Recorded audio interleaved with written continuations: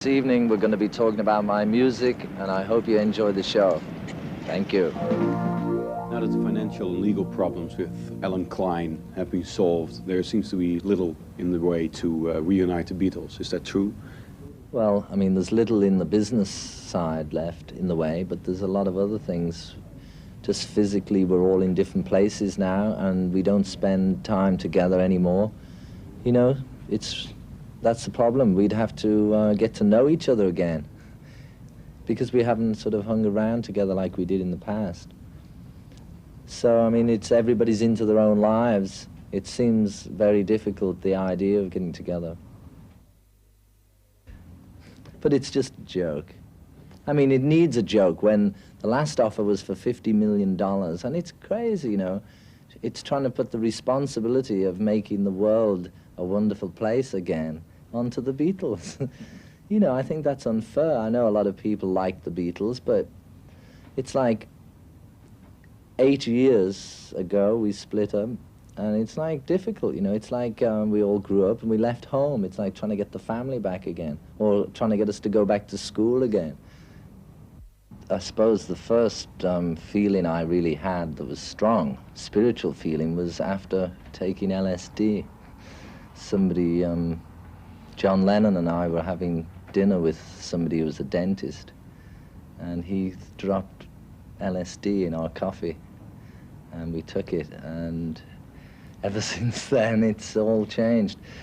And I don't know, on that, you know, what happens is it sort of makes a lot of blood go up into the brain, and you start using more of the brain through the chemical. You use more brain than you normally have used, and somehow the senses get heightened for a moment.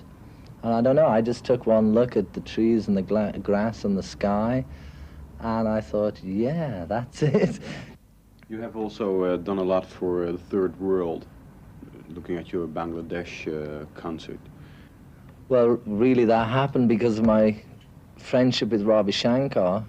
He, I think that was 1971, he told me that this situation was happening in Bangladesh, and that he was going to do a concert to try and raise some money, but the concerts that he does, he can't really make that amount of money, and he was saying, maybe you've got some ideas, maybe you could help give me some ideas how I could do a show to make maybe $25,000. Something which is much more than he could normally make in one concert.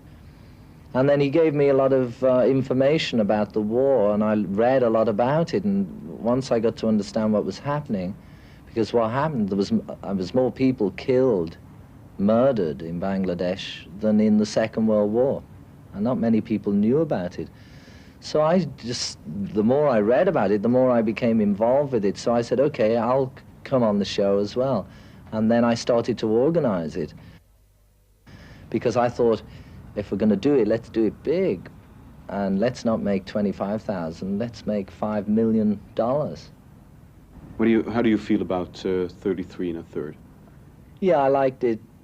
I mean, for me, it's like the songs. You know, it's usually different songs mean different things to me, but I think generally the album's nice because it's happy. Like, we go through so many crazy things in our lives, and I've been up and down and up and down, and the music always reflects it, you know? Like some albums, I think my last album was more down, and this one is just happy and up. That's what I like about it. Music is your life, and you are very famous, yet your self-consciousness seems to be very strong. How could you maintain that, even through the stormy and rich years of the Beatles? Well, I was fortunate.